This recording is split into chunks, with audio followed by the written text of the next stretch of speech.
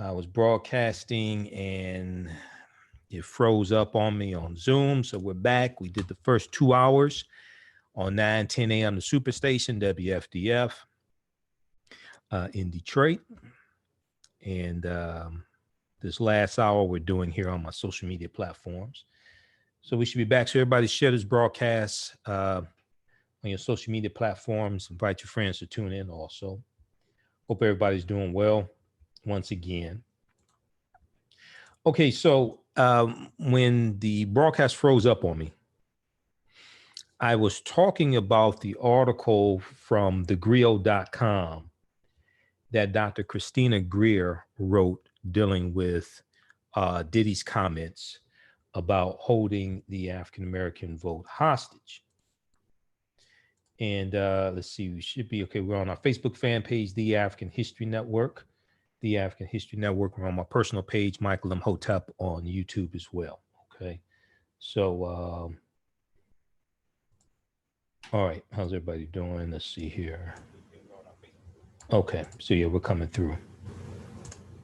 Okay. So let's go to this article. And I also found the one from blackenterprise.com as well, dealing with comments from President Derrick Johnson. NAACP President Derrick Johnson demands federal government do more to help Black businesses. Okay, so I'm going to finish up with this article here. Dr. Christina Greer responded to Diddy.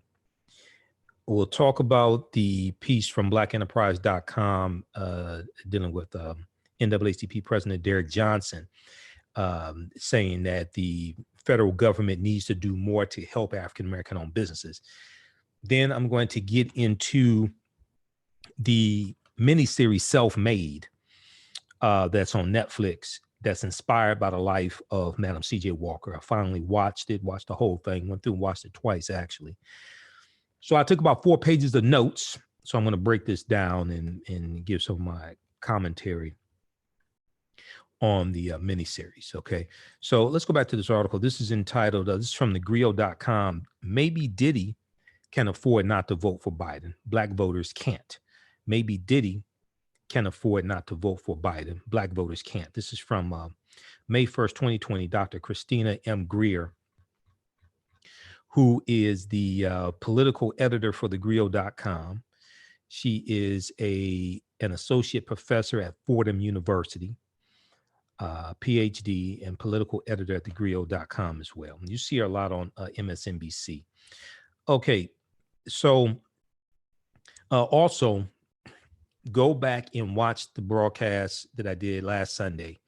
That was the April 26th show, because I broke down Bernie Sanders' policies compared to Joe Biden's policies in the African-American community. And we looked at the policy matrix that theroot.com laid out. They put together a team of policy experts, legal scholars, and political pundits, all who are African-American, to put together a 10-point policy matrix to evaluate the platforms of the Democratic candidates pertaining to the African-American community. We know Joe Biden got a score of 72 out of 100. Bernie Sanders got a 50 out of 100. Mike Bloomberg got a 40, I think it was a 43 out of 100. And Elizabeth Warren got a 72 out of 100. So go watch the show from last Sunday. It's on our Facebook fan page, The African History Network, my YouTube channel, Michael Imhotep, and it's in audio podcast format. Go to AfricanHistoryNetwork.com, click on listen to podcast. You can also read the article from theroot.com, Every Democratic Candidate's Black Agenda Ranked. Every Democratic Candidate's Black Agenda Ranked. That came out February 28th, 2020. Since then, I think sometime in April, as I stated was going to happen when I originally did the broadcast March 10th and talked about this ranking. As campaigns go on, the candidates flesh out their campaign, add more details, add more policies, etc. So sometime in April, Joe Biden added a African-American platform to his website, as well. He has one for the Hispanic community and one for the Asian American Pacific Islander community as well. So go check that out at joebiden.com. All right. So Dr. Christina Greer said, the black vote is not going to be free, Diddy said on Naomi Campbell's web series, No Filter with Naomi. We want to know Diddy said, we want to know very clearly, just like Trump made it clear that he wanted to build a wall, Biden needs to make it clear that he's going to change the lives and quality of life of black people, brown people. He added, or else he can't get the vote. I will hold the vote hostage if I have to. Now, I don't know how he's going to hold the vote hostage. There's a better chance we may hold his ass hostage. Okay. Not literally, but figuratively, or maybe literally. We'll see. But not literally, but figuratively. But I doubt if Diddy has actually read Biden's policies. And I doubt if Diddy has actually studied the close to 200 policies from the Obama administration that Trump has reversed, as I talked about in part one of this broadcast. Okay. So Dr. Christina Greer said, I agree with Diddy. Joe Biden and the Democrats cannot take the black vote for granted. However, Diddy then went on to state that he would, quote, hold the vote hostage if I have to, end quote. She says, sir, what does that even mean? How will you hold the vote hostage? Will you encourage African Americans not to vote? I shudder to think that is your strategy. If it is, let me count just some of the ways that would be detrimental to not only the African American community, but the nation and world for generations to come. Also, it seems like Diddy doesn't understand the difference between federal law, state law, and local. State and local have a lot to do with this, but they depend on the federal government. And in his little comments, I noticed he mentioned the 26 million plus jobs lost in 5 weeks at the time he made those comments, about 3 million jobs lost by African Americans. He didn't talk about how less African Americans have health care today than when President Obama left office, how Trump has reversed the initiatives dealing with criminal justice reform that the Obama administration put in place. All these things he just didn't dealing with policy. Okay. Now, I don't know, maybe it's because he used to be friends with Donald Trump until Diddy got caught with that gun that Shine took the rap for. Because if you go back and look at comments that Donald Trump made when Diddy got caught with the gun and J-Lo was in the limo and all that stuff, Donald Trump act like he didn't know Diddy. Before then, Trump was talking like he and Diddy were friends because there are pictures of them together. When that happened, Trump distanced himself with Diddy, act like he really didn't know him. Oh, I see him every now and then, we say hi, things like that. This is what happened. Okay. So Dr. Christina Greer, who's an African-American woman, by the way, if you're not familiar with it, she said, first, black women are the canaries in the mine or canaries in the coal mine. The reason why black women are so active, participatory, and knowledgeable about politics is because what happens in our homes and communities often has rippling effects for the larger economy, criminal justice system, education system, and more. Encouraging African Americans to abstain from what is possibly the most important election of our lifetime is not only selfish, it's incredibly short-sighted. But Diddy is largely insulated. He's damn near a billionaire. So he's largely insulated from the effects of what's going on right now. He probably benefited from Donald Trump's $1.4 trillion tax cut, which hurt a lot of everyday African Americans. A lot of us thought we were going to get a tax refund like we normally do and didn't get a tax refund, ended up owing money. The Donald Trump's $1.4 trillion tax cut, which added about close to $2 trillion to the national debt. 83% of the benefits went to the top 1%. She said, as we know, African-American women make pennies on the dollar compared to their white counterparts. Actually, 61 cents on the dollar for every $1 that the average white male makes. The average African-American woman makes 61 cents on the dollar for every $1 that the average white male makes. And that's what Black Women's Equal Pay Day is all about. Now, a few years ago, it was 67 cents on the dollar. Now 61 cents on the dollar. But in the state of Louisiana, it's 47 cents on the dollar. So this is why raising the federal minimum wage from $7.25 an hour to $15 an hour would be so beneficial for African Americans, especially African American women, African Americans in general, men and women, but especially African American women, because African American men make about 79 cents on the dollar that every white male makes. African-American women on average 61 cents. Read this article from blackenterprise.com. We talked about this last week. Black women lose out over $1 million in their careers thanks to the wage gap. Black women lose out over $1 million in their careers thanks to the wage gap. This is from blackenterprise.com, October 17, 2019. Now, this is not I want to make this clear. This is not a black man versus white. This is not a black man versus black women issue. This is not what this is. But African-American women, in many ways, are more vulnerable. A black woman will lose out on $946,120 over a 40-year career if she continues to make 61 cents on the dollar that every white male earns due to the wage gap, analysis by the National Women's Law Center shows.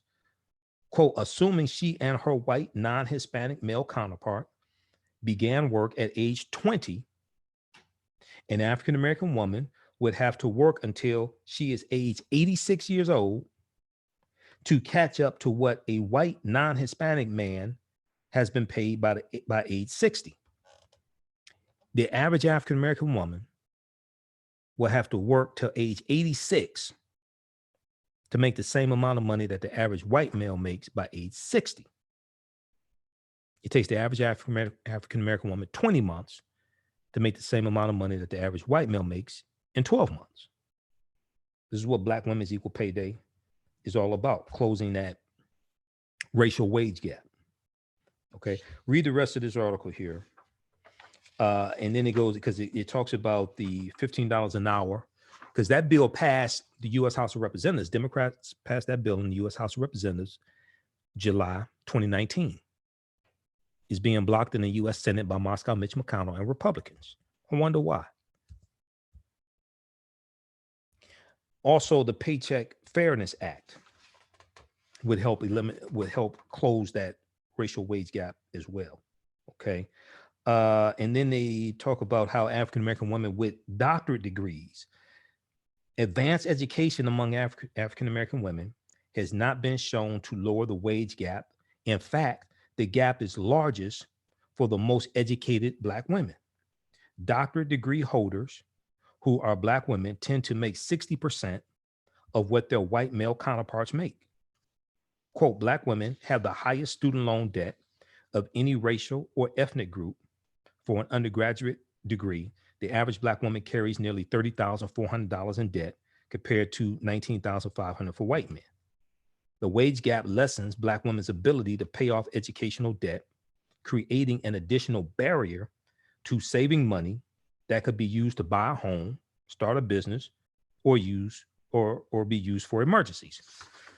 So when Joe Biden adopts it was either Elizabeth Warren or I think Bernie Sanders policy, a version of that, for giving up to $100,000 in student loan debt, that disproportionately benefits African Americans, especially African American women, because they tend to have higher student loan debt. African American men have student loan debt also. So this is understanding how policies impact us. And then when we look at the reversals in policies that Secretary of Education Betsy DeVos has made dealing with student loan debt, especially student loan debt dealing with predatory colleges, because there were policies put in place by the Obama administration dealing with student loan forgiveness for people who got stuck with student loan debts from predatory colleges that disproportionately impacts African Americans and Hispanics. Because we went to a lot of these colleges, we saw the commercials, we wanted to better ourselves. We take out the student loans, go through the programs. We don't get placed in a job that has anything to do with our degree. We're stuck with the student loan debt. So Betsy DeVos really stalled on following these policies put in place by the Obama administration that was with student loan forgiveness. And also we know the Obama administration shut down a lot of these predatory colleges like ITT Tech and Corinthian College, which disproportionately targeted African Americans and Hispanics. This is, you see, a lot of people don't understand the, like, really what these different departments do. Department of Agriculture, Department of Education, Department of Justice, Environmental Protection Agency. All these entities impact every aspect of our lives. Okay, so read that from blackenterprise.com. Black women lose out over $1 million in their career thanks to the wage gap. That impacts African-American men also, because we in general marry African-American women. There are mothers, there are sisters, there are wives, there are girlfriends. That impacts us, but also the wage gap impacts African-American men as well. We make about 79% and maybe 80%, but the thing is about 79%, 79 cents on every dollar that the average white male makes. Okay, so let's continue here. Let's go back to the article from thegrio.com. How's everybody doing? On Facebook and YouTube also. All right, back on YouTube as well. Got Ronald. Yeah, this is part 2 of the show, Ronald. All right. Zoom froze up on me for some reason, so then I had to do part 2, do a second broadcast. Okay, so Dr. Christina Greer said encouraging Black people to abstain from what is possibly the most important election of our lifetime is not only selfish, it's incredibly short-sighted. This will be the most important election of most of our lifetimes up until now. She said, as we know, Black women make pennies on the dollar compared to their white counterparts, while this president and his Republican sycophants are eroding the economic security of millions of people by breaking up unions, failing to pay people of color an equal living wage, defunding educational systems, bankrupting families in unequal hospital systems, because funding for hospitals has a lot to do with legislation, has a lot to do with government. And destroying the social safety net, we cannot make a false equivalent argument about the two parties. How do you plan to hold the vote hostage when the Republican Party is already doing everything in its power to prevent Black people from voting in free and fair elections? Just look at the 2018 Georgia gubernatorial race, where rampant voter disenfranchisement was so widespread, even Republicans could not believe what they were seeing. That's the election that Governor Brian Kemp, Secretary of State Brian Kemp, stole from Stacey Abrams. That genius Brian Kemp, who just a few weeks ago said he just found out that you could be asymptomatic and infect somebody with coronavirus. And the headquarters of the Center for Disease Control is down the street from his office. And he said he just found out. He said it was a game changer. He said, I just found out in the last 24 hours. I didn't know that. So the same thing happened in Florida, where ballots were found in school closets days after the election. And lest we forget, just a few weeks ago, when Wisconsin closed roughly 175 polling stations and reduced the voters in the Milwaukee area to exercise their right to vote in just 5 polling stations. We have enough hostages in our electoral system. Of course, the Democratic Party needs to be more responsive to the specific and diverse needs of African Americans. However, if you do not participate, you lose leverage during decision-making time. Yeah, and see, what I find interesting when people say stupid stuff like this, stupid ass nonsense like this, that Diddy's saying, right? They don't talk about the damage that Trump has done in the past 3 years with his policies to the African Americans. In part 1 of the broadcast, I talked about like his 35-day partial government shutdown. People really have not. I did a broadcast dealing with how that was detrimental to African Americans, African American farmers, people being laid off from work, federal employees being laid off from work, or you not getting paid and still have to go to work. That means you got to pay for gas. You have to pay for child care. There's some people still haven't recovered from that. And this right here that's taking place with coronavirus and how it's shutting down African American owned businesses, many of our businesses are not going to survive this. See, If you watch MSNBC, Stephanie Rule is the senior business correspondent. She's talking about how we have not seen the real fallout from this, because on the back end of this are going to be massive bankruptcies. And very few people are talking about the massive bankruptcies that are going to happen.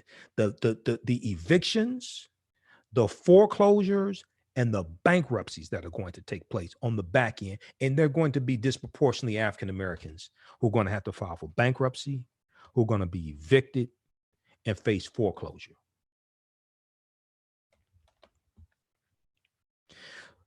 So she said, if you support policies of Bernie Sanders and are distraught your candidate failed to secure anything close to a nomination, know that Joe Biden's policies are more closely aligned to Bernie Sanders than Donald Trump will ever be. That's true. If you study Donald Trump's policies, you study what this jackass has been doing, that's absolutely true. No matter what the president says in a soundbite, it takes a particularly privileged position to abstain from the voting process. Maybe one can afford to do so in Diddy's economic bracket, but most people cannot. Far too many African Americans cannot afford a missed paycheck, let alone a missed election. The president is relying on sowing just enough seeds of dissension to either convince African American, especially male voters, to cast a vote for him or convince African American voters to sit out of this election. This is what I said last week and the week before and the week before that. When Donald Trump asked African Americans in 2016, what the hell do you have to lose? The correct answer was everything. When he asked black people, what the hell do you have to lose? The correct answer was everything. Your health insurance, your job, your house, your life. The correct answer was everything. She said, here's what another 4 years of a Trump administration looks like. We haven't even talked about 250 federal judges confirmed from Donald Trump, many of them anti-civil rights, many of them anti-affirmative action. Donald Trump has nominated 1/4 of the federal judges. These are lifetime appointments. Because since white people have a negative birth rate in 26 states out of 50, that's not me. That's the U.S. Census Bureau, June 2018, the memo the U.S. Census Bureau put out. And it talked about how 2 years prior to that, it was 17 states out of 50. Now it's 26 states out of 50. New York Times has an article dealing with this as well. Dealing with, let me see, let's pull this up here. Let's see. New York Times has one, and it's citing the Census Bureau: fewer births than deaths. Fewer births than deaths among whites in majority of U.S. states.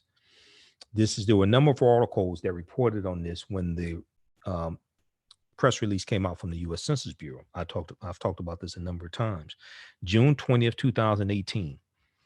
Deaths now outnumber births among white people in more than half the states in the country.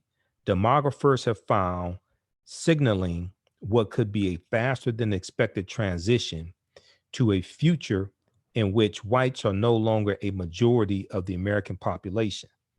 The Census Bureau has projected that whites could drop below 50% of the population around the year 2045, a relatively slow moving change that has been years in the making.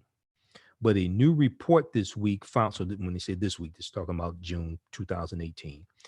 A new report this week found that whites are dying faster than they are being born now in 26 states, up from 17 states just 2 years earlier.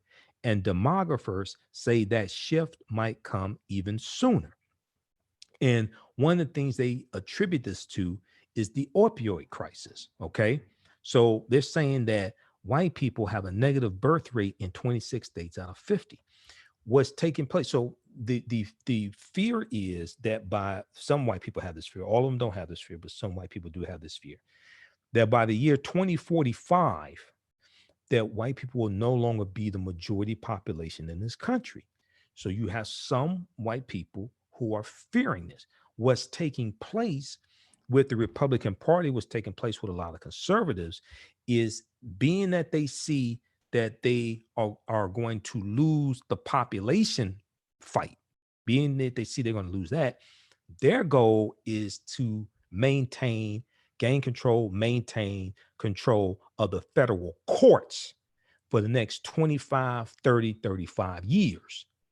So what happened was when in the last 2 years of the Obama administration, when Democrats lost the US Senate in 2014, what that did was they couldn't get President Obama's federal judge nominations confirmed. Moscow Mitch McConnell becomes Senate Majority Leader because Republicans are in control of the Senate like they are now.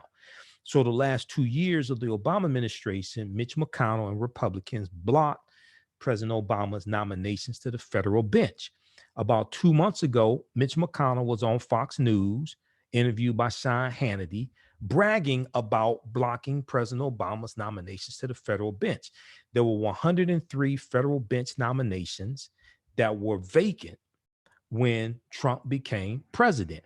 So the number one goal that the Republicans have had, led by Moscow Mitch McConnell in the Senate, is to confirm as many ultra conservative, young, largely male, white male judges to these lifetime appointments. This is because they want to gain control of the courts. Then also as many U.S. Supreme Court nominations as they can as well. Read this entire article. This is they're playing the long game, okay? But you need the presidency, and you have to maintain control of the U.S. Senate to be able to do this. They're playing the long game. In 2016, I saw dozens of interviews with Donald Trump supporters and Republicans in general, but also Donald Trump supporters. All Republicans in 2016 were not Donald Trump supporters. Some of them voted for Donald Trump as a last resort. The reason why is they were following an agenda. Republicans said, this is about the courts. They said this is about the Supreme Court nominations. This is about the federal courts. They said this is about the courts. So they saw Trump as a tool to bring about, to fulfill their agenda, to control the federal courts. Okay, so read this article here from New York Times. And let's see here. Let's go to this broadcast. Where we broadcasting? All right. Yeah, so read this one from the New York Times. But see, this all deals with understanding politics, understanding strategy. Okay, average person don't understand none of this stuff because I see a lot of the comments people make on social media. A lot of people are not explaining this to our people because they don't know it, because they don't study politics. I do. I'm not just a historian. I study politics as well. All right. This is grandmaster level chess. Many of our people are playing beginners checkers and don't even understand all the rules to checkers. This is grandmaster level chess. That's what this is. All right, and then read the article. Let's see, yahoonews.com had the article dealing with Moscow Mitch McConnell when he was on Sean Hannity's show. Mitch McConnell brags about blocking Obama for 2 years, then laughs about it. December 13th, 2019. Mitch McConnell brags about blocking Obama for 2 years, then laughs about it. Senate Majority Leader Mitch McConnell, Republican from Kentucky, who's up for re-election, needs to be voted out of office, on Thursday night bragged about blocking President Barack Obama's attempt to fill federal judicial vacancies for 2 years. Then he laughed about it as he discussed the Republican Party's effort to stack the courts with conservative judges under Donald Trump. See, this is how elections have consequences. So most of the people told you don't vote in 2016. We just gonna build 5-story buildings and do economic empowerment, invest in the stock market. They ain't saying anything about federal judges. They ain't talking about what was at stake. They didn't Tell you, federal judges is a lifetime appointment.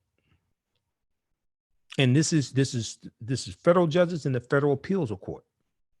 They didn't talk about the U.S. Supreme Court is at stake, how many federal judgeships, how many vacancies there were to be filled at the federal benches, federal judgeships. Let's see. We've got let's see if we can play this clip here. We've got time. Let's talk about the issue has come up. Let's say somebody were to retire at the end of this year, leading into the summer. You have been very clear, if the president appointed somebody, you would follow through on that nomination. Absolutely. We definitely would do that. And this paperback that we were just talking about, the president's foreword is about judges. My afterword catches up what's happened during the Trump administration on judges, because my memoir came out 3 years ago before the president was elected. What we've done here, the president and I together with this paperback that you've shown on the screen, is to talk about how the Judge Project came about, how it went forward. If you can recall, Sean, the most important decision I've made in my entire political career was not to fill the Supreme Court vacancy when Justice Scalia passed away. That was the beginning. And now we've got an exclamation point here after 3 years that we thought the public would be interested in reading about. And that's why the president and I collaborated on this paperback. I was shocked that former President Obama left so many vacancies and didn't try to fill those positions. I'll tell you why. I was in charge of the of what we did the last 2 years of the Obama administration. I will give you full credit for that. And by the way, take a bow. All right, that was a good line. Okay, so here is. Now, see, the average person doesn't understand this. People told you don't vote 2016. They probably ain't explained none of this to you. Here is Moscow Mitch McConnell on Fox News talking to Sean Hannity, bragging about blocking President Obama's nominations to the federal bench in the last 2 years because that has to be confirmed by the Senate. And Republicans control the Senate so they could block his nominations. And then Trump gets in office. There are at least 103 vacancies. And Mitch McConnell's number one goal is to confirm as many ultra-conservative, young white male federal judges as possible. That's what he wants his legacy to be. Okay. All right. So read this article here from yahoonews.com. Mitch McConnell brags about blocking Obama for 2 years, then laughs about it. I wonder if Diddy's going to educate the people on this. I doubt it. This is from December 2019. Okay, let's continue here. Let's go back to Dr. Christina Greer, who's somebody who actually studies politics. Okay, she said, here's what another 4 years. Okay, she broke down what another 4 years of Trump. That's like the Cliff Notes edition. She said it will also lead to defunding HBCUs and other educational institutions, defunding public schools in cities, a continuation of harsh immigration and deportation policies that will disproportionately affect Afro-Caribbean and African families. Because I notice when I hear African Americans talk about immigration and undocumented immigrants, things like that, they usually don't talk about Black immigrants and Black undocumented immigrants, because the Black undocumented immigrants are the first ones to be deported. You notice how they just leave that out? They don't talk, they don't talk about Haitians, Jamaicans, those from Trinidad, Barbados, from the African nations, things like that. It's just totally just miss that for some reason. I can't figure out why. They just usually just totally miss that.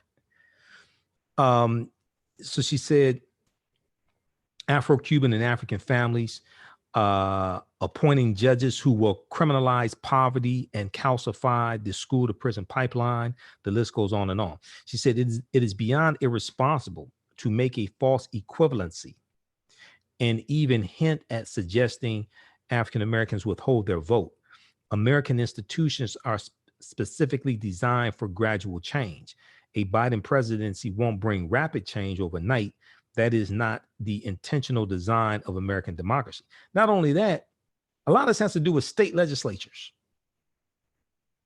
governors, state legislatures, and at your city level, mayor, city council.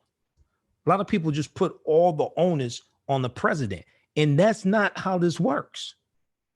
Now, if you don't study politics, then you just believe that. This is why in 2010, I heard a lot of black people saying, oh, we're not going to vote in 2010 midterm elections. We're not going to vote for Congress, anything. We voted for President Obama. That was it. You ever read the U.S. Constitution? You understand the powers of Congress based upon Article 1? You understand Congress controls the purse strings? I mean, the White House sends the annual federal budget to Congress to confirm the annual federal budget. I mean, our condition would be a lot better if we just read. Like if we read like the U.S. Constitution, a lot of this stuff we would understand a whole lot better, and our actions will fall in line better with our level of understanding. Because the Constitution lays all this stuff out. We just haven't read it. Donald Trump hasn't read it either. He just found out about the powers of the states, the 10th Amendment, like 3 weeks ago. Go to loc.gov, Library of Congress website. Read the U.S. Constitution. You get this book here. I think this is still like $2. The Declaration of Independence and other great documents of American history, especially focused on the U.S. Constitution. Because Article 6 of the U.S. Constitution tells you that the U.S. Constitution, all of the previous treaties and all of the subsequent treaties are the supreme law of the land. The Constitution is the foundation of all of this. She said, however, we do know Biden will surround himself with individuals who actually do know a thing or two about policy. We do know Biden is not interested in a kleptocracy like the current resident at 1600 Pennsylvania Avenue, because the Little Rascals and the Three Stooges are running the government. Little Rascal and the Three Stooges. Jared Kushner is alfalfa. Ivanka Trump is Darla. Donald Trump is Spanky. Mike Pence is which one's Mike Pence? He's Larry. Donald Trump is Spanky. Mike Pence is probably Larry, and Steve Mnuchin, Treasury Secretary, he's Curly. So it's like the Three Stooges and the Little Rascals are running the government. She said, we do know Biden believes in science, climate change, listening to experts, and moving to the left on policy when confronted.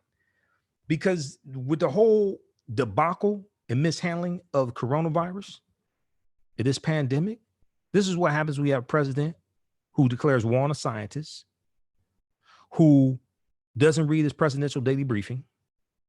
Because as I said in part 1, there were numerous warnings in the presidential daily briefing going back to January and February about coronavirus. Donald Trump missed that. You have to have a president who is going to properly handle the economy. Because it's President Obama who saved the economy and handed a largely healthy economy to Trump. There were problems with the economy, but it was a much healthier economy than the one he got from Bush.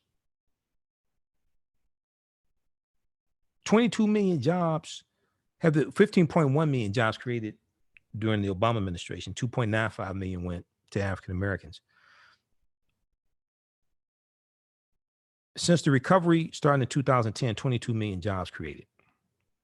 30 million been lost in 6 weeks under the unstable genius. She said, so let's continue here.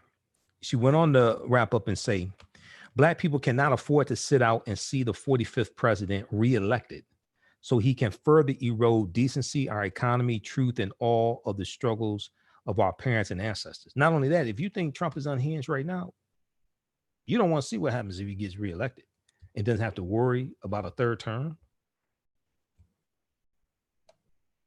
Now, if you damn near a billionaire, you're insulated from all that. He intends to do it, and he is banking on a percentage of African Americans ignoring the facts and sitting out this important election. She said Diddy is known to wear his trademark t-shirt, vote or die. And in the era of COVID-19 and the systemic racism and mismanagement of this president and his entire administration, that statement couldn't be more true. Yeah, because this next election is literally about vote or die. This election right here is literally about vote or die. Because we see what happens when you don't vote. And this is why there was rampant voter suppression. Republicans targeted African Americans with a voter suppression campaign. There's African Americans, Hispanics, college students, but especially African Americans. That's historical. And this goes back to, I hate to bring this up. This goes back to Section 5 of the Voting Rights Act being gutted by the U.S. Supreme Court case Shelby County versus Holder 2013, which was backlash to a record number of African Americans voting in the 2012 presidential election. 67.6% of African Americans registered to vote, voted in the 2012 election. President Obama was on the ballot. This scared the hell out of Republicans. They came back in 2013 with the backlash. We didn't see the backlash. We don't understand political self-defense, understanding how laws and policies impact the economic conditions of African Americans, understanding how to see trends, how to protect yourself from trends, how to protect gains that have been made. How do you protect gains that were made if you're under the misconception that no gains were made? 2013 U.S. Supreme Court case Shelby County versus Holder guts Section 5 of the Voting Rights Act of 1965 that most people don't understand. When it was gutted, it was cheered by then Senator from Alabama, Jefferson Beauregard Sessions III, who went on to become Donald Trump's first attorney general. And the 2016 presidential election was the first election in 50 years, presidential election in 50 years, that you did not have the full weight, the full power of the 1965 Voting Rights Act. Therefore, there were 868 fewer polling places in 2016. 868 fewer polling places in 2016. How do we know? Read the article from Ari Berman from thenation.com, who wrote a series of articles for The Nation dealing with voter suppression and things like this leading up to the 2016 election. Because I reported on this real time while it was happening. And he talked about how because of the U.S. Supreme Court case, Shelby County versus Holder, he wrote an article. There are 868 fewer places to vote in 2016 because the Supreme Court gutted the Voting Rights Act. This is from November 4th, 2016. Okay. This ties into what's going on today, and there's 1,700 fewer polling places. There's 1,700 fewer polling places. This tied into some of the voter suppression we saw during the 2020 primaries in Texas, when we saw a lot of long lines of people voting in Texas and how African Americans and Hispanics were disproportionately impacted by that. Part of that ties into the 2013 U.S. Supreme Court case. Okay, so this deals with understanding history and law, court cases, things like this. All of this impacts us. Let's post this article here. This is from The Nation. All right, just a minute here. So we're going to wrap up this article here. I think there's one paragraph left. I want to post this here on YouTube. Okay. All right. And I've said before, if you watch my broadcast, I said before, whoever wins, I'm neither Democrat nor Republican. And I don't belong to the Democratic Party, Republican Party, but I study policy. And I study whose policies are most beneficial for African Americans. Now, most people don't study policy. They just repeat nonsense they hear in YouTube videos and documentaries, nonsense like that. I study policies. So when you vote for a candidate, it doesn't mean you agree with everything a candidate has said in the past, or every vote they've taken, or every policy they've supported. You're voting not based upon it's not based upon the political party, it's based upon the policies. It's not about the political party, it's not about the personality, it's about the policies. That's what's most important. All right, let's go back to this article from Dr. Christina Greer. So she said, African Americans cannot afford to sit out and see the 45th president reelected so he can further erode decency, our economy, truth, and all of the struggles of our parents and ancestors. He intends to do it, and he is banking on a percentage of African Americans ignoring the facts and sitting out this important election. He's also, the Trump administration has also been gutting the civil rights departments at the Department of Justice, Department of Education, the Environmental Protection Agency, all across the board. There's civil rights departments all across the board. They have been reducing the amount of staff in to reduce the amount of work that these civil rights departments can do also. Diddy is known to wear his trademark vote or die. And in the era of COVID-19 and systemic racism and mismanagement of this president and his entire administration, that statement couldn't be more true. Maybe Diddy should tell his boy Trump to cut it all out and stop it. Maybe Trump will listen to him. I don't know. Just a thought. All right, so check this out here from thegrio.com. We'll post the link here for this one also.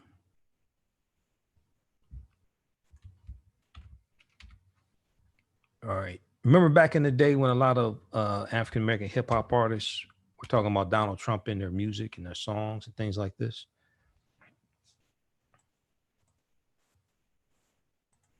All right. Then I found the article from blackenterprise.com. NAACP President Derek Johnson demands federal government do more to help Black businesses. All right.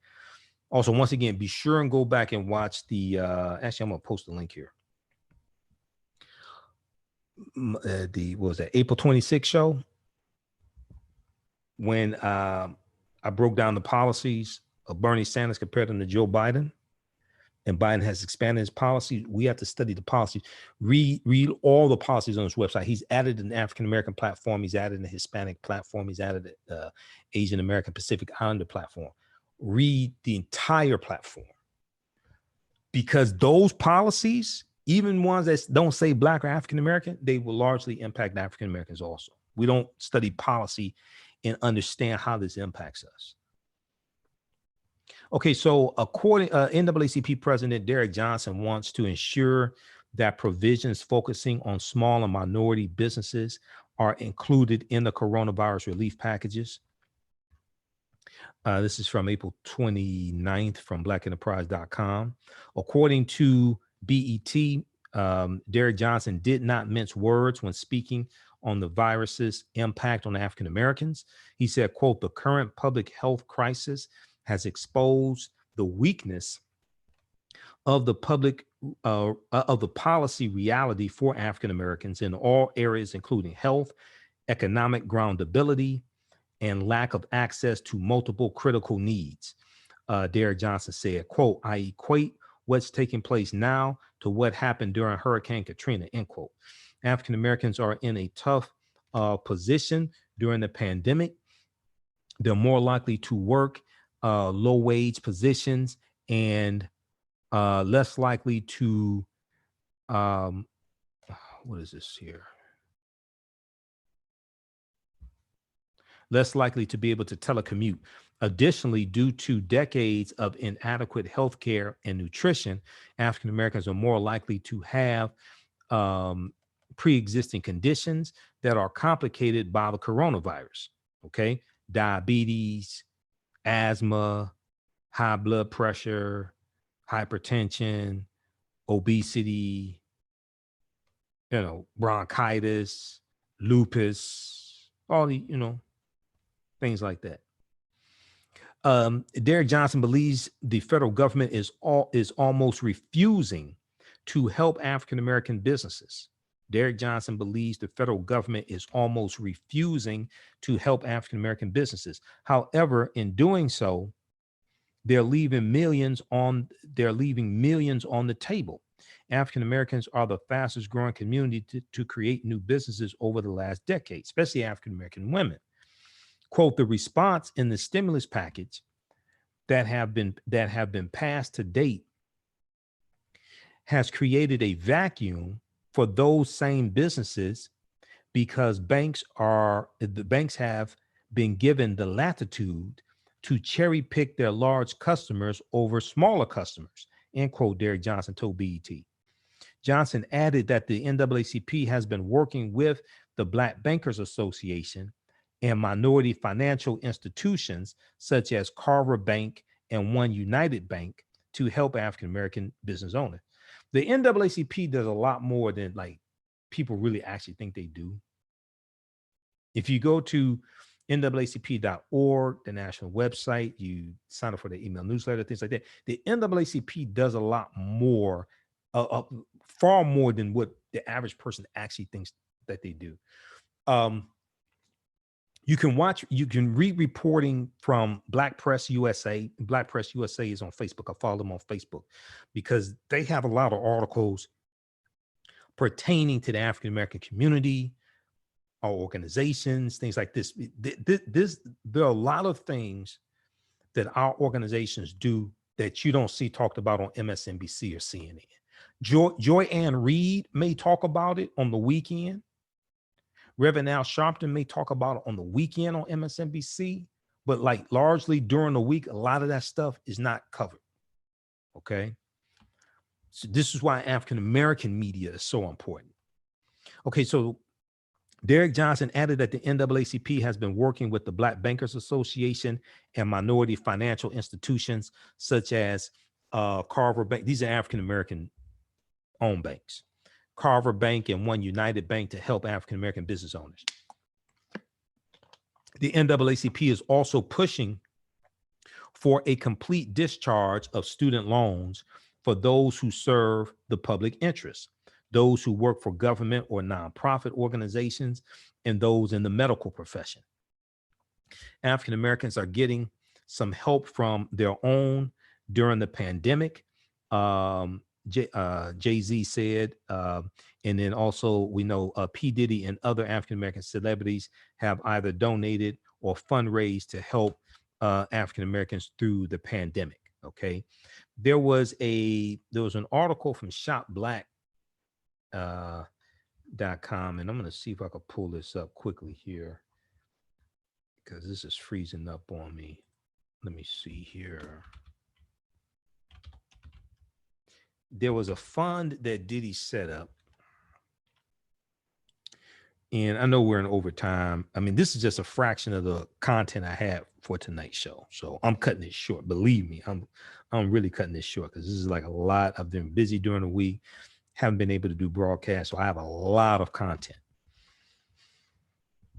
Let's see here.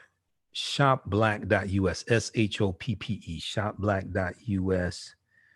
Had this article. Let me try to find it here.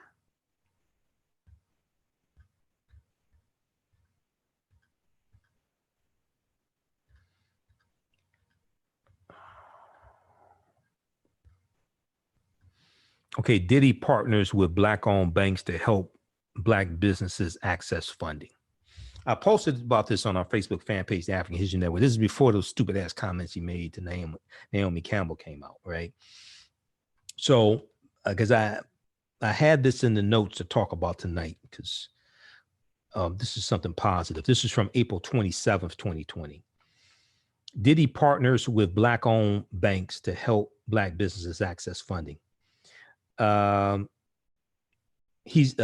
has launched ourfairshare.com, OURFAIRSHARE,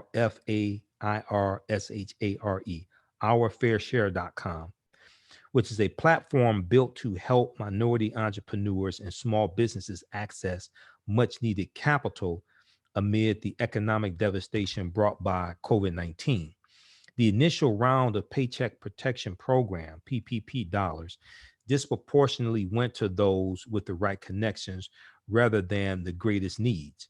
Our fair share will help minority-owned companies learn about the Paycheck Protection Program and get connected to approved Small Business Administration SBA lenders that can process applications for these potentially potential business saving loans.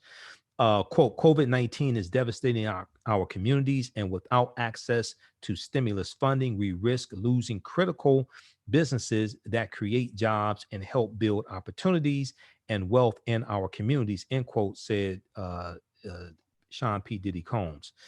Quote, I created our fair share to help entrepreneurs play on an even playing field and give them a chance to survive with the hope to thrive, end quote, he said. Combs further announced a partnership with the National Bankers Association, the trade group representing minority-owned financial institutions, to connect minority-owned banks and financial technology companies to the Our Fair Share platform and enable these banks to originate Paycheck Protection Program loans from applications that utilize the site. Our Fair Share is designed to help ensure diverse small businesses, independent contractors, and nonprofit organizations is designed to help ensure these different entities understand that they are eligible and how to apply for the Paycheck Protection Program loans. This provides clear information about the requirements for a successful application. The applications are connected to approved PPP lenders. The lead institutions are the Harbor Bank of Maryland, based in Baltimore, Maryland, Liberty Bank and Trust, based in New Orleans, Louisiana, Carver State Bank, based in Savannah, Georgia, and Lendistry, an online small business lender based in Los Angeles, California. Now, I'm not sure about Lendistry, but all the other ones, those are African-American owned banks. Now, Sean Combs also shared a longer term vision for Our Fair Share as a connector for entrepreneurs searching for capital and capital providers. The platform will be dedicated to getting funding into the hands of the entrepreneurs that need it and will evolve to meet the needs of the minority small business community. Kenneth Kelly is chairman of the National Bankers Association. Kenneth Kelly said, quote, it is inspiring to see a cultural icon like Sean Combs partnering with minority banks and others to ensure economic opportunity for minorities in this program. So our leaders in economics, politics, and culture must unite because the COVID-19 healthcare and economic impacts on our communities are interrelated. We can help our communities weather this storm if we work together, Kenneth Kelly, chairman of the National Bankers Association, said. Okay, so on Tuesday, this past Tuesday, Tuesday before last, the U.S. Senate passed a $484 billion bill in the new pandemic relief funds to provide additional funding to the Paycheck Protection Program, small business aid program, pay for coronavirus testing, and help hospitals that have been hit hard by sick patients. The PPP is part of the Coronavirus Aid, Relief, and Economic Security Act. That's the CARES Act. Okay, that's what CARES stands for. Coronavirus Aid, Relief, and Economic Securities Act. Which was the original $2 trillion stimulus package the U.S. Congress approved on March 27th. Okay, you can read the rest of this. And let's see, let's go to this clip from Diddy here. Hello, This is Sean Diddy Combs, and welcome to Our Fair Share. We created this platform to give small businesses access to the capital that they need to survive. It's well known that we don't get our fair share of venture capital and small business loans in normal times. But given the devastation of COVID-19, the pain that it has inflicted on your small businesses and on entrepreneurs, you cannot afford to get your fair share.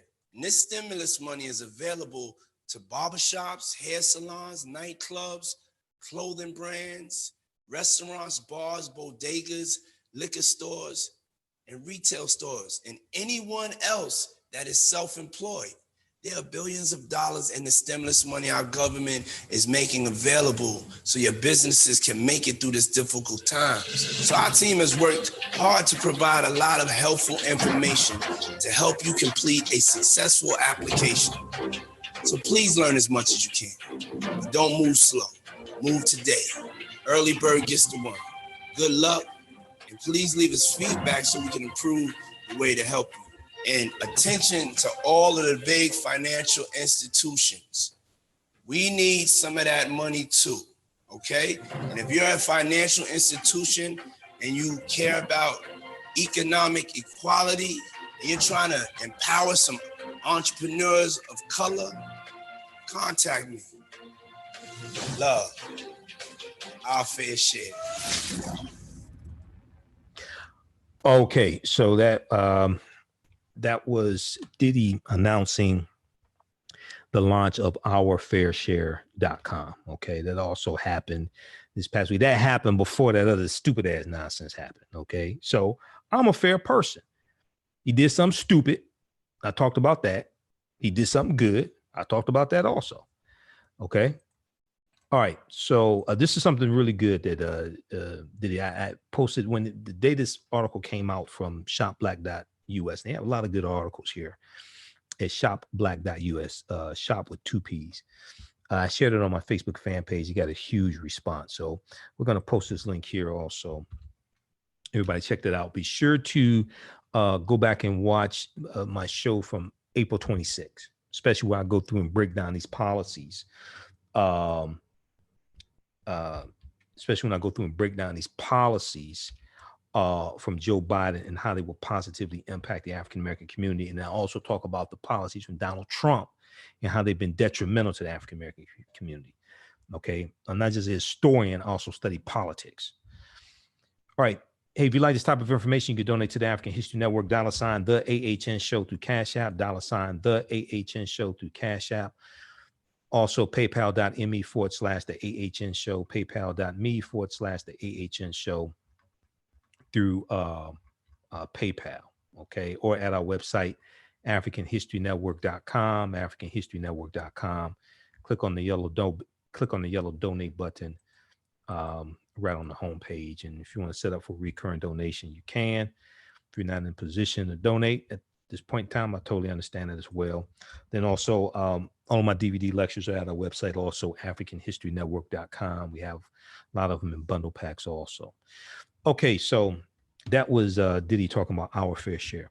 Now, okay, so I did that. We did that. And now I want to talk about self-made. Okay. We've got that. I want to make sure I cover everything here. Just give me a second here.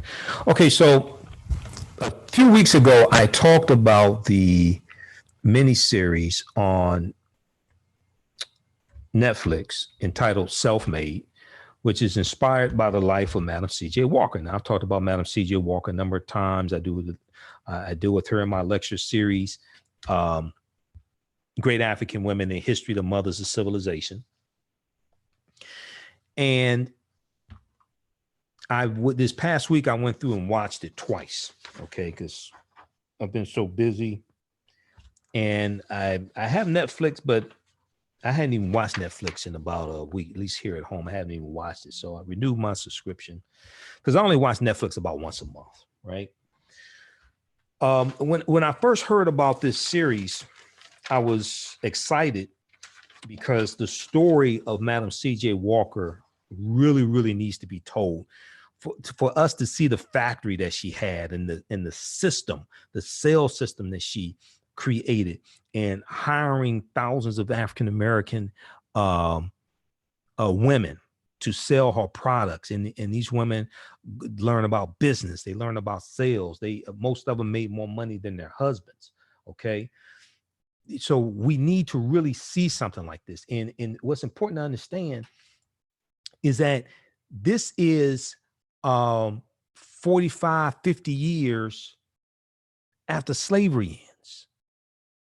Okay, even less than that, because it starts out in 1908. 1915 was the 50th year anniversary of the Civil War ending and the 13th Amendment. So we're talking about in less than 50 years, you're going to have a Madam C.J. Walker. You're going to have an Annie Turnbull Malone. Annie Turnbull Malone is the real person who the fictitious character of Addie Monroe was patterned after. Okay, so let's look at we're going to look at two things. One, I have about 4 pages of notes I took on this, on the series.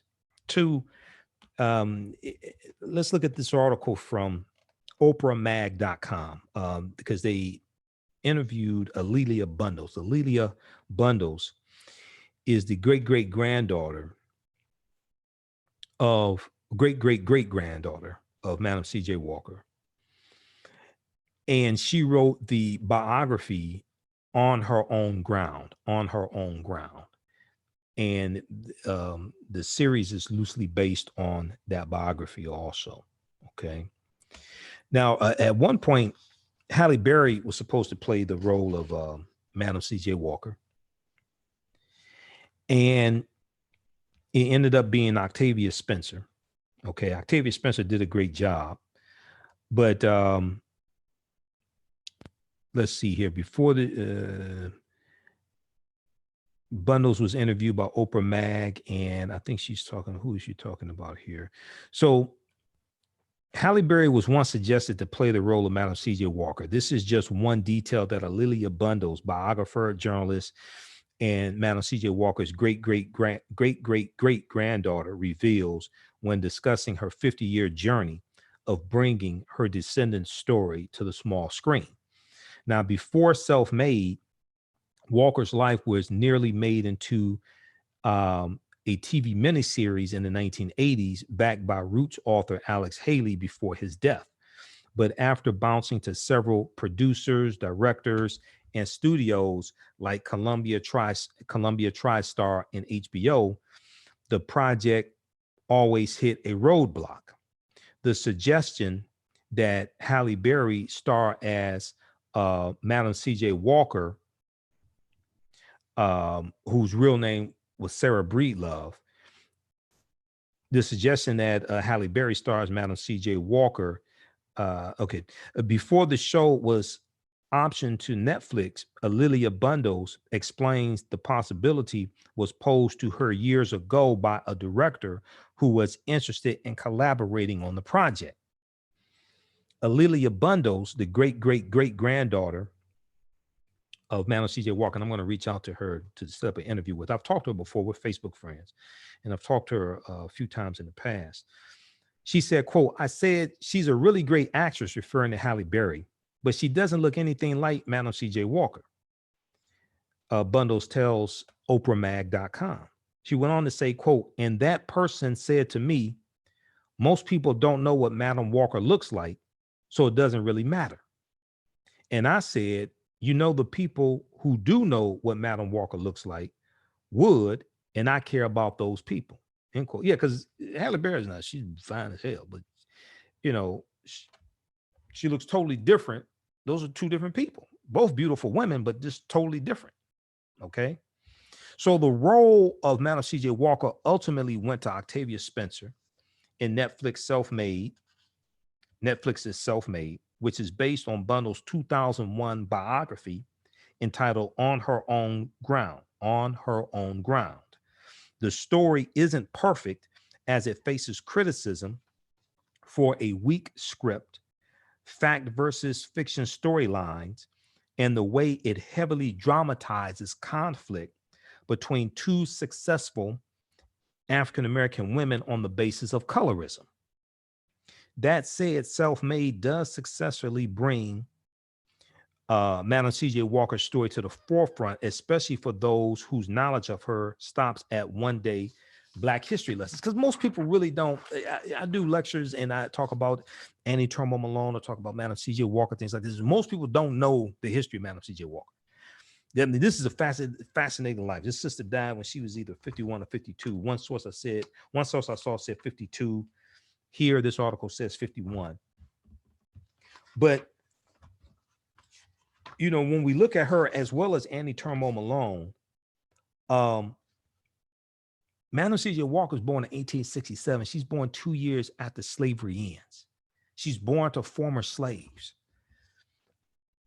And for her to accomplish what she did, man, is just unbelievable.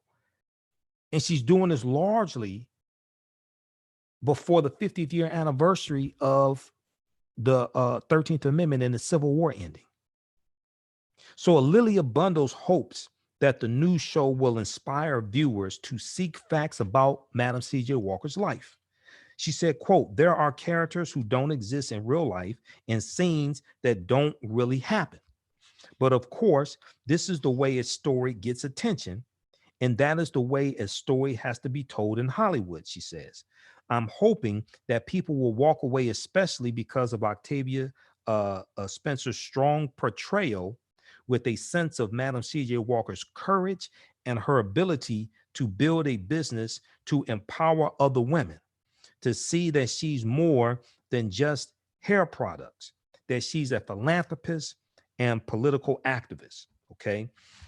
So then they go through and list some, dispel some myths and list fact versus fiction, things like this in the, that's depicted in the series. Okay.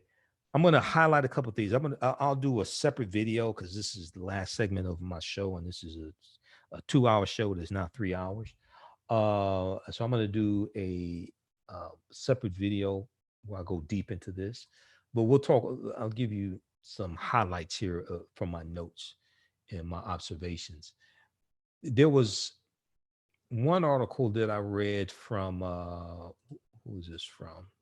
Bustle.com. Because there was a scene that took place with Booker T. Washington, okay? And I wasn't sure if that was true or not, the depiction that happened. One, the actor, Roger Guinevere, who portrayed Booker T. Washington, fantastic actor. Don't look a damn thing like Booker T. Washington. I don't know who did the casting. I don't know what was going on with that. Roger Guinevere, he had a recurring role on A Different World. He did a one-man act where he was portraying Huey P. Newton. Fantastic actor. Okay. He was in Malcolm X, one scene in Malcolm X when they were planning a robbery. But Bustle.com has an article, Booker T. Washington and Madam C.J. Walker's feud in Self-Made was even more complicated. Okay, Booker T. Washington and Madam C.J. Walker's feud in Self-Made was even more complicated. And let's see here. Let me see if I can pull this up on the other.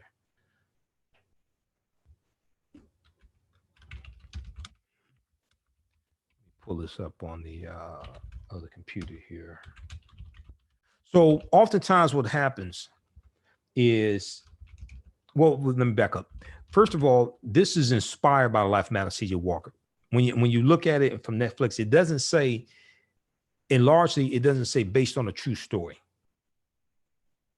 It's inspired by the life of Madam C.J. Walker. When you see a movie or miniseries and says inspired by something, that means that the depictions that you see are loosely based on the truth.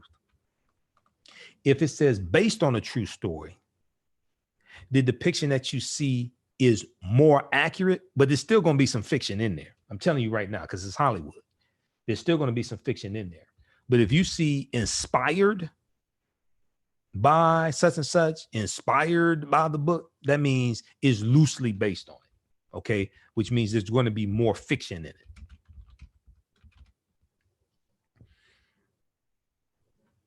All right, let's pull up this article here. Okay, so this is from March 20th, 2020. Booker T. Washington and Madam C.J. Walker's feud in Self-Made was even more complicated. So let's see here. While Booker T. Washington and Madam C.J. Walker's relationship in Self-Made is purely antagonistic, in real life, it was much more complex, and their frosty relationship later gave way to mutual respect. As the miniseries Self-Made tells it, Walker's attempts at gaining the endorsement of Booker T. Washington was full of false starts. After Sarah fails to get an audience with Booker T. Washington, her husband, C.J. Walker, who was actually her third husband, C.J.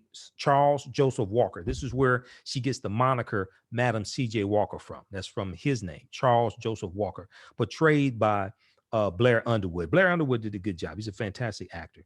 He did a good job portraying Charles Joseph Walker. So she fails to get an audience with Booker T. Washington. Charles Joseph Walker startles Walker in the bathroom, falsely conveying to Sarah that Washington agreed to dine with them. Sarah Breedlove hopes that Washington will introduce her at his 1912 National Negro Business League convention. Her hopes are dashed when he instead calls her rival Addie Monroe to the stage. Now, Addie Monroe is a fictitious character loosely based on Annie Turnbull Malone, it was Annie Turnbull Malone who really created the black hair care industry. And she was the one who hires Sarah Breedlove right around 1904, hires Sarah Breedlove to be a salesperson for her. So Sarah Breedlove learns the hair care industry from Annie Turnbull Malone. Okay. In the miniseries, Addie Monroe, the fictitious character, who's half white and the victim of her mother being raped by the slave master. Literally, this is alluded to in the movie, because you got to see, because the movie opens up in 1908 in St. Louis. So you still have former slaves who are still alive. Booker T. Washington doesn't die till 1915. He's a former slave. Harriet Tubman's still alive. She doesn't die till 1913. You have former slaves who are alive going into the 1940s. So slavery is a backdrop. Slavery, the legacy of slavery, former slaves, that is a subtext in this whole story. So Addie Monroe refuses to hire Sarah Breedlove as a salesperson because she says you don't have the right look. She's saying you're too dark, because her saleswomen are basically very light skinned and a lot of them half white. Okay.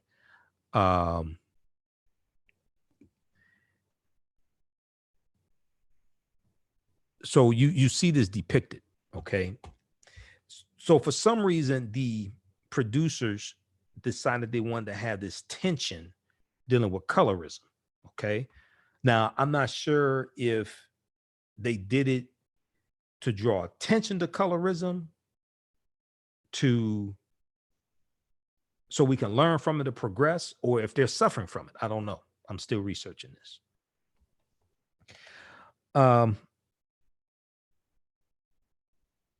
So let me just, okay, let's go back to this here. Booker T. Washington and Madam C.J. Walker. So we get to see Booker T. Washington's National Negro Business League convention depicted, which is huge. Okay.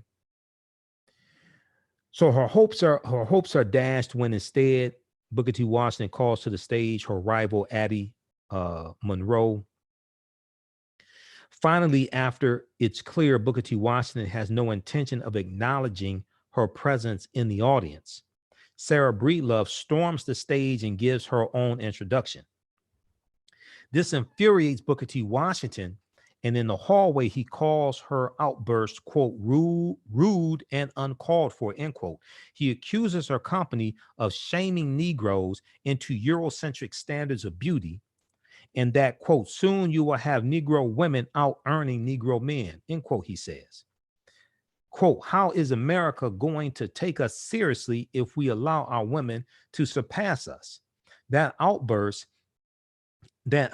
in there is precisely the reason why you ladies need to be kept in your place, end quote. So this is what, in the series, this is what Booker T. Washington says to her. Another subtext of this miniseries is misogyny in the African-American community. That's a subtext of this, keeping women in their place, because the wife of Booker T. Washington is portrayed, and they're part of a national colored women's organization. But these are all mainly college-educated, accomplished women. And Madam C.J. Walker is saying, why are you content with being in the background and serving lunch to the men and things like this? She said, a lot of you all are more educated than your husbands are. Now, she's not advocating for them to try to be superior to their husbands. But what she's saying is that why are we relegated to the background? Why are we not out in the forefront with the men, as opposed to being relegated to the background? So when you watch this, you see that context there. Now, one of the things I wish had been depicted in the film, and then at the end of the fourth installment, they talk about some of her philanthropic endeavors, and they talk about some of her activism, because she gets involved in the anti-lynching efforts, right?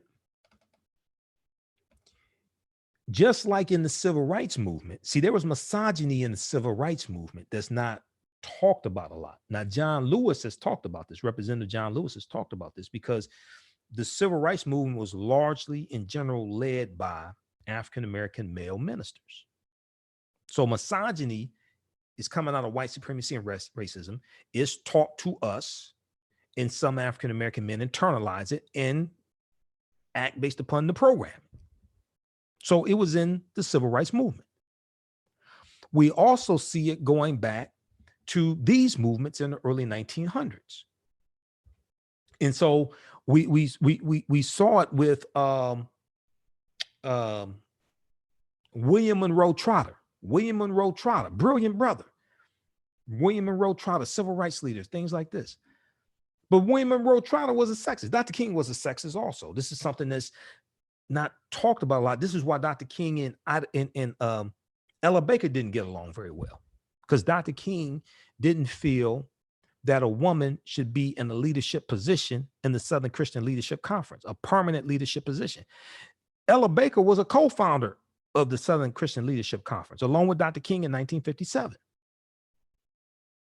But see, this is a subtext of the civil rights movement. When you really study history, you see this.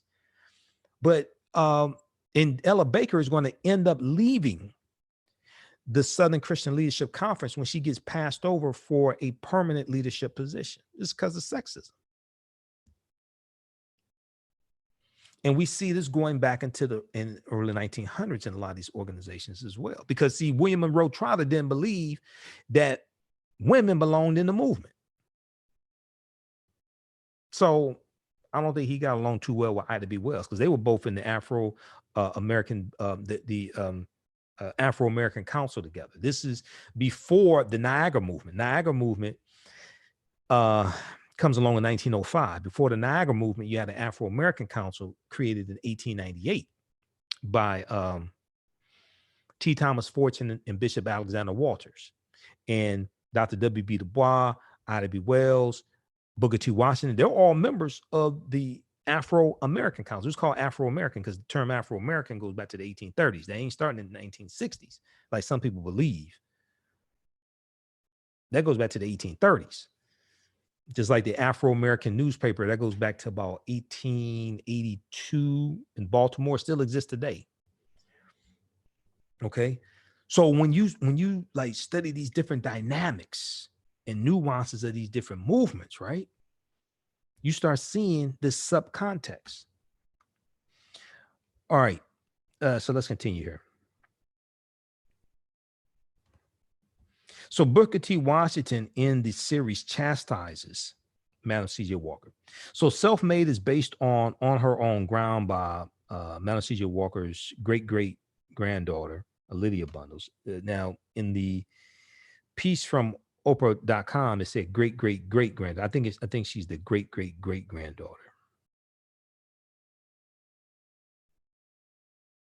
Now, just for the sake of accuracy, and at the end of the series, they say this, Lilia Bundles is not a blood relative to Madam C.J. Walker. Lilia Bundles is, since they put it in here, since they put it in at the end of episode 4, I'm going to say it, okay?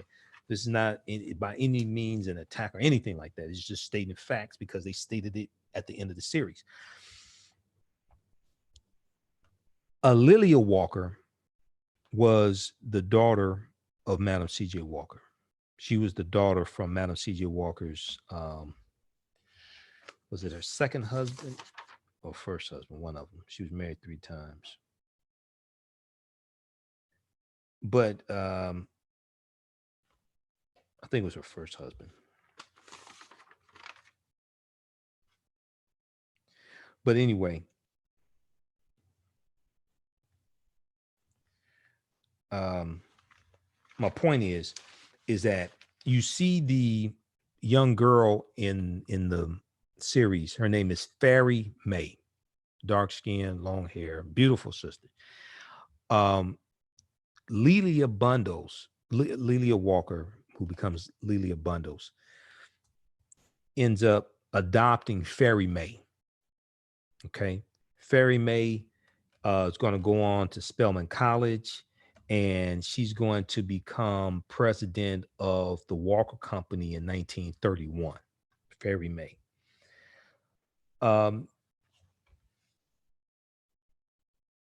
Fairy May marries twice and has 2 children, and she's going to have 3 grandchildren. Lilia Bundles, who wrote the book On Her Own Ground, is one of Fairy May's 3 grandchildren.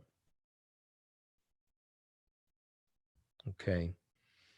So at the end of the 4th installment, and they're laying out some history about Madam C.J. Walker, things like this, that's talked about.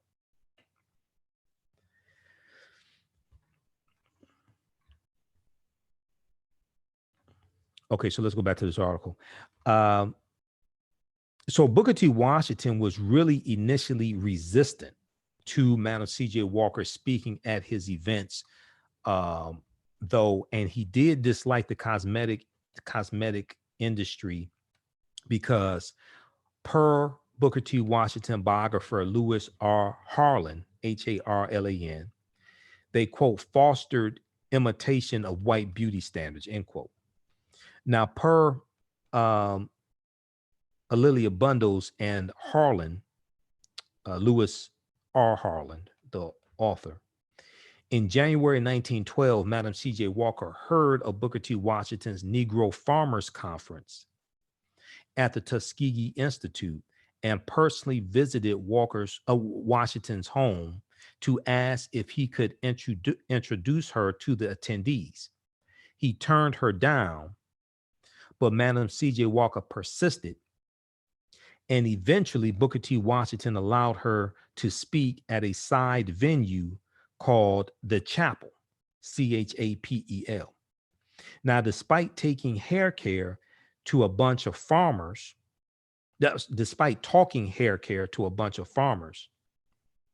Lilia Bundles wrote that the reaction was sufficiently positive that Booker T. Washington allowed her to market her products for the rest of the conference. Madam C.J. Walker expressed gratitude and even made a small donation to the school. Now, despite this positive interaction, Booker T. Washington was strangely non-committal when Madam C.J. Walker asked him later that year if she could then speak at his National Negro Business League convention. Okay, that's the one that you see depicted in Self-Made, the convention that you see depicted in Self-Made. That's the National Negro Business League that was founded right around 1900 by Booker T. Washington. The Colored Merchants Association, which was a cooperative, and it was a cooperative to help African-American grocery store owners better market their grocery stores to compete against the rise of the chain stores, the AMPs and the Kresge's, things like this. That comes about 1927, the Colored Merchants Association. Okay, if you read the book Collective Courage by Dr. Jessica Gordon Nemhard, who I've interviewed in the past, this book deals with our deep, rich history of cooperative economics, the cooperatives, the co-ops. Okay, we have a deep, rich history that most people don't know dealing with that. And the co-ops were our strength because this is operating based upon principles we brought with us from Africa, principles of the cooperatives. And to have a successful cooperative, you have to cooperate. So when we have a breakdown and eradication of the cooperatives, that helps to break down the cooperation.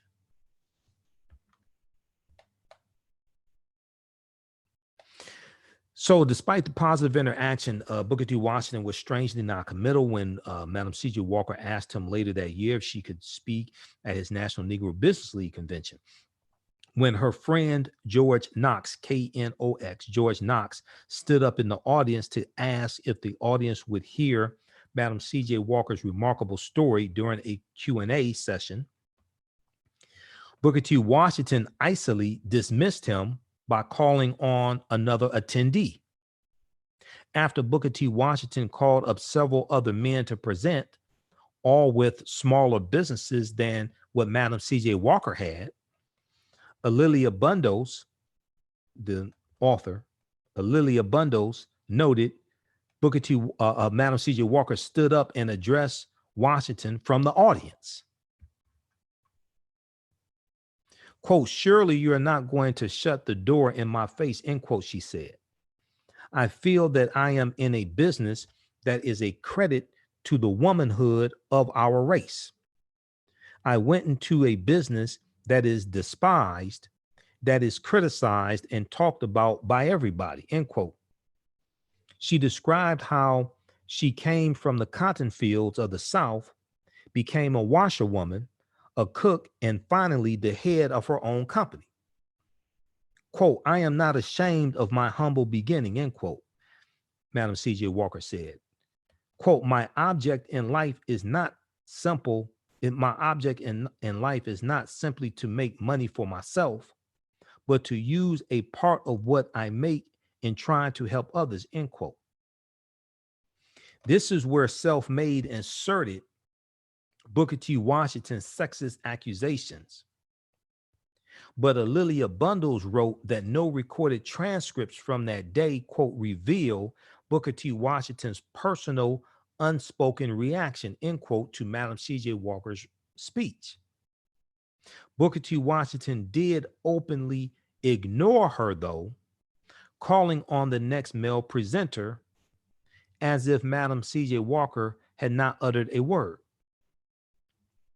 Now, Booker T. Washington's snubs and hot and cold attitude were undeniably ridiculous and ego-driven, but Madam C.J. Walker persisted in winning him over and gaining his endorsement.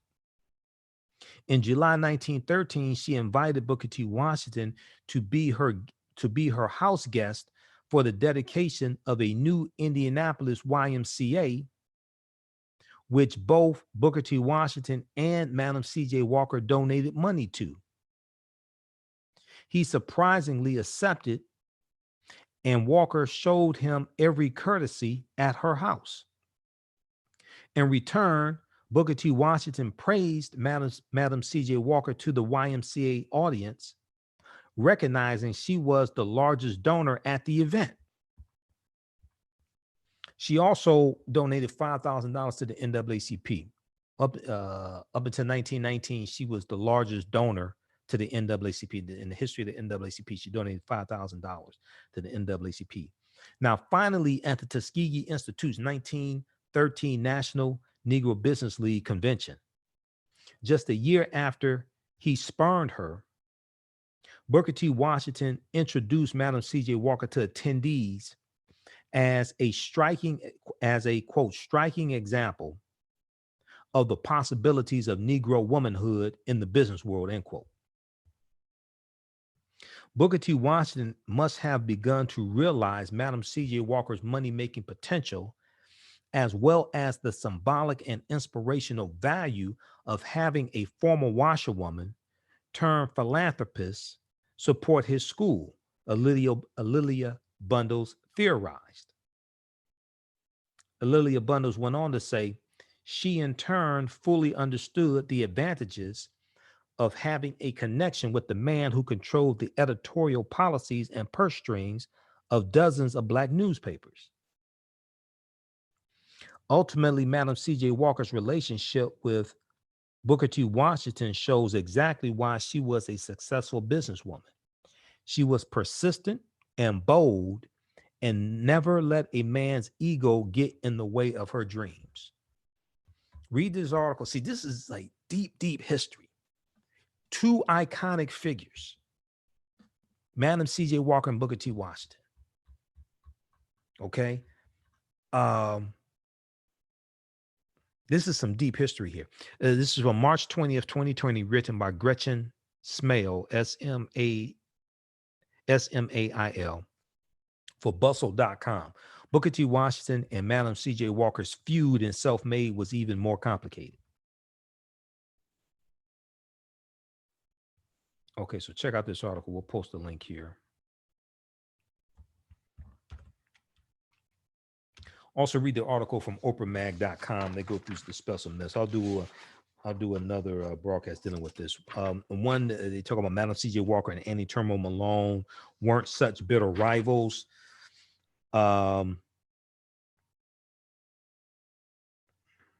Malone was a pioneer in the African-American hair care industry, and her successes were extremely underscored in the series. She also was not a light-skinned Black woman, even though much of her and Walker's feud in the show was based upon their differing skin tones, a storyline that many felt was unnecessary. What is true, however, is that Madam C.J. Walker did work as a saleswoman for Annie Turnbo Malone, T-U-R-N-B-O, before branching out and creating her own successful business. But that connection did not drive either woman's success. For example, Annie Turnbo Malone definitely did not follow Madam C.J. Walker across the country in an effort to stifle her business, as depicted in the series. A'Lelia Bundles says, quote, they were competitors, but for me, that competition is not the centerpiece of Madam Walker's life. I think it becomes the centerpiece of Self-Made in order to create tension. I think the writers, if you interview them, would say this is a composite character. It's not necessarily Annie Malone. In reality, she did not move to Indianapolis, and it wasn't as an in-your-face kind of competition. Okay, so it's loosely based on Annie Turnbo Malone, but it's not 100% based. There's a lot of fiction interwoven into this series. The other thing that was false in here, or very little evidence to support, is that A'Lelia Walker, the daughter of Madam C.J. Walker, was gay or queer. She and her daughter disagreed over Lilia's love life, but it's not what you think. So in the show, in the series, Walker is frustrated that her daughter Lilia, played by Tiffany Haddish. Now, Tiffany Haddish did a great job. In general, I like Tiffany Haddish. It's good to see her play a role where she's not doing a whole bunch of cussing and just being vulgar and just acting stupid, things like this, you know, because I think she has a lot of potential. I hope she doesn't get typecasted.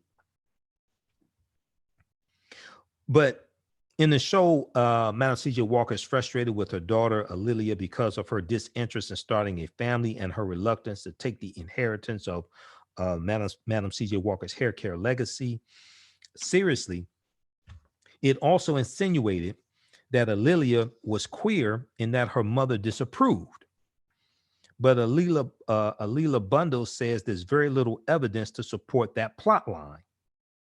However, Bundle says there was real drama that she would have loved to see on the show, and it had to do with Lilia's last two husbands, Wiley Wilson and James Arthur Kennedy.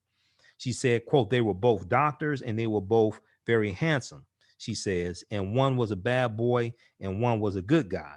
And of course, she was in love with the bad boy, Wilson, and her mother knew the bad boy was a bad boy and really favored the good guy, Kennedy.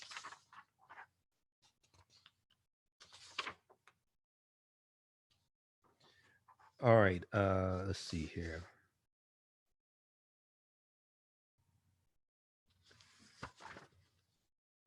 Yeah, it was with her first husband, Moses McWilliams. Madam C.J. Walker married her first husband when she was 14 years old.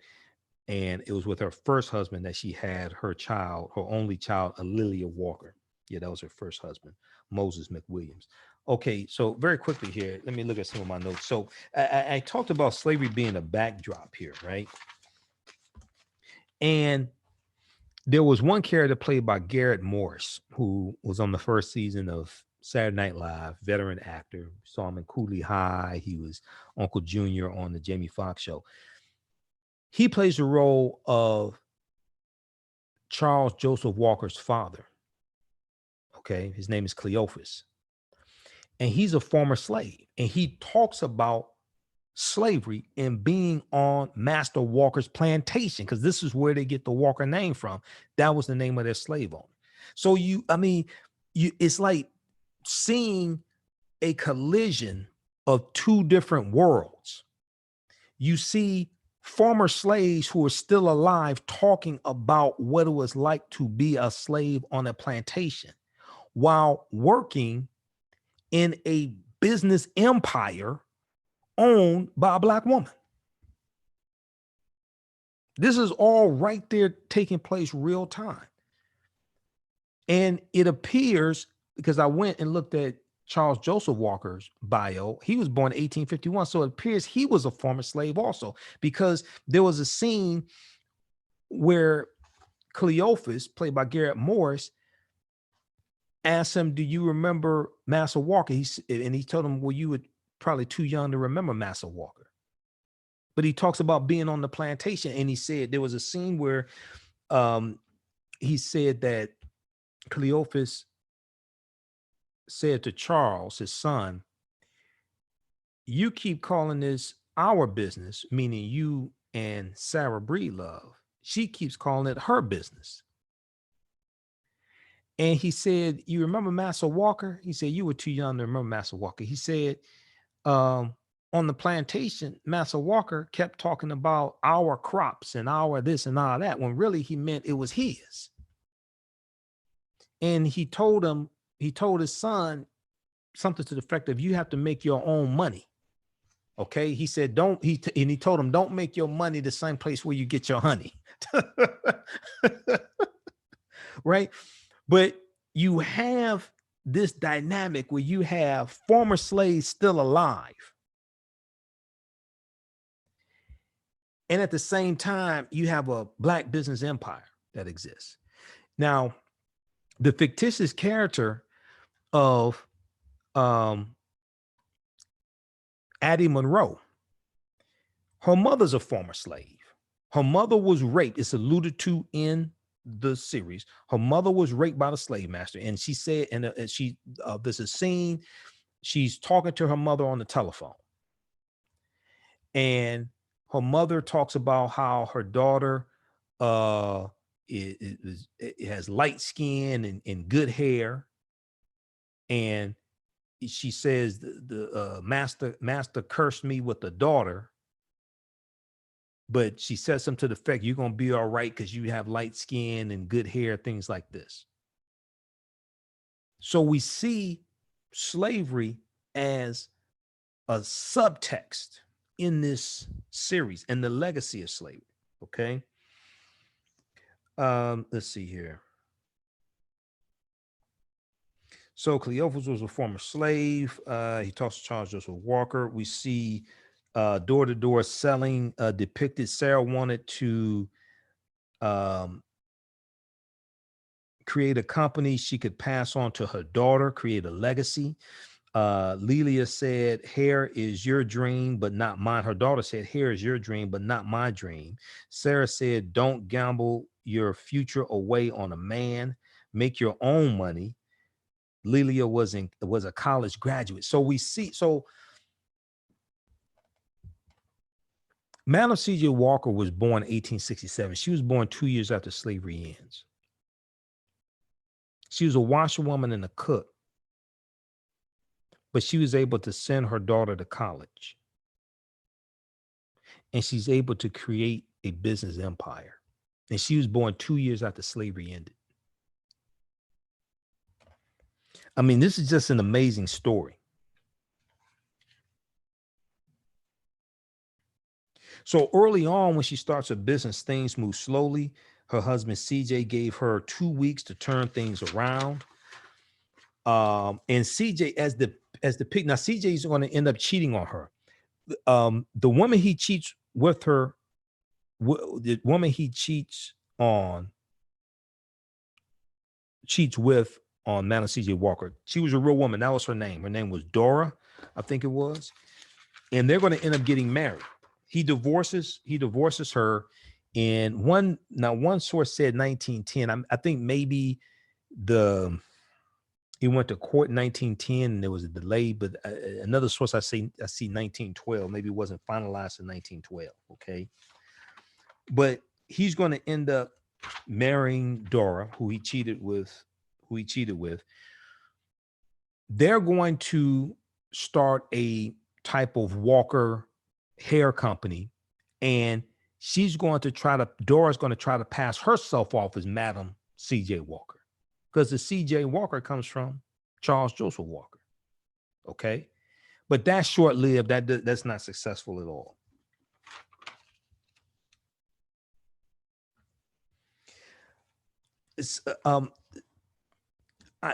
What I notice is that they interject various parts of history into this series as in passing.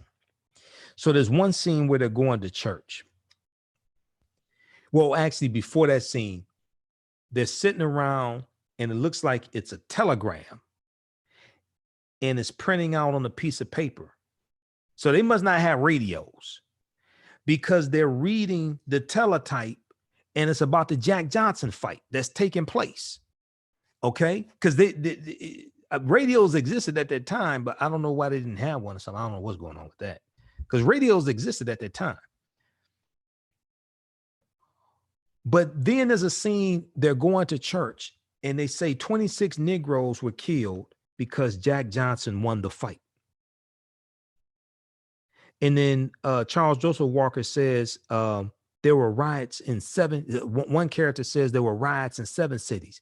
Another character says, I heard there were riots in 10 cities. But there was a rebellion against African Americans when Jack Johnson won the heavyweight championship. And when he would win his fights and beat up white men, there were lynchings that took place. There were white men trying to because I mean, we were ecstatic, just like when Joe Louis won the heavyweight championship. But we were ecstatic when Jack Johnson won. And this was an effort to terrorize African Americans and try to keep us in our place.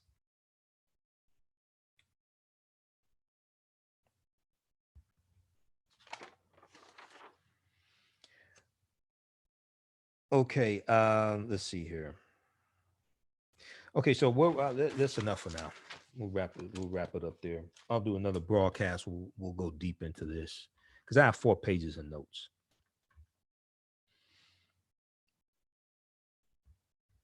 All right, let's quickly look at some of your comments here. How's everybody doing?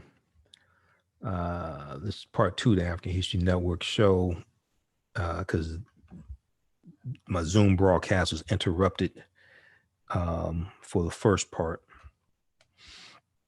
So I was giving some comments about the series on Netflix, Self-Made. I saw the entire thing, watched it twice. So even though there's some fiction in it and things like this, I think overall it's good for people to see it. There's so many different aspects of this and so much history incorporated into this that we then need to go research and teach to our children. Okay.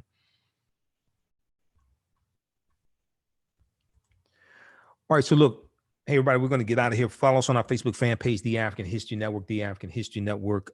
Turn on notifications so you know when I go live. Follow me on my YouTube channel, Michael Imhotep, IMHOTEP. Turn on notifications so you know when I go live.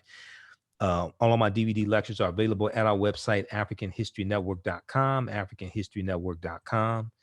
Also, if you want to donate to the African History Network, you can do it through Cash App, $ the AHN Show through Cash App, $ the AHN Show through Cash App, or through PayPal, paypal.me/the AHN Show, paypal.me/the AHN Show. If you want to advertise with the African History Network, email us at customerservice@AfricanHistoryNetwork.com, customerservice@AfricanHistoryNetwork.com. And we're on every Sunday, 9 p.m. to 11 p.m. Eastern Standard Time on 9:10 a.m. the Superstation WFDF in Detroit. And we broadcast all over the country. So remember, at the African History Network, we focus on educating, empowering, and inspiring people of African descent throughout the diaspora and around the world. Because right now, it's correct wrong behavior. What you do for yourself, what you do to yourself, and what you allow other people to do to you and get away with is based upon what you think about yourself. What you think about yourself is based upon what you have been taught about yourself. What you've been taught about yourself is based upon everything you've read, heard, and seen about yourself. So when you control the radius of a man's thoughts, you can control the circumference of his actions, because the mind can't do or teach what it doesn't know. Right now, it's correct wrong behavior. It's not over till we win. Wakanda forever. We'll talk to you next week. Peace.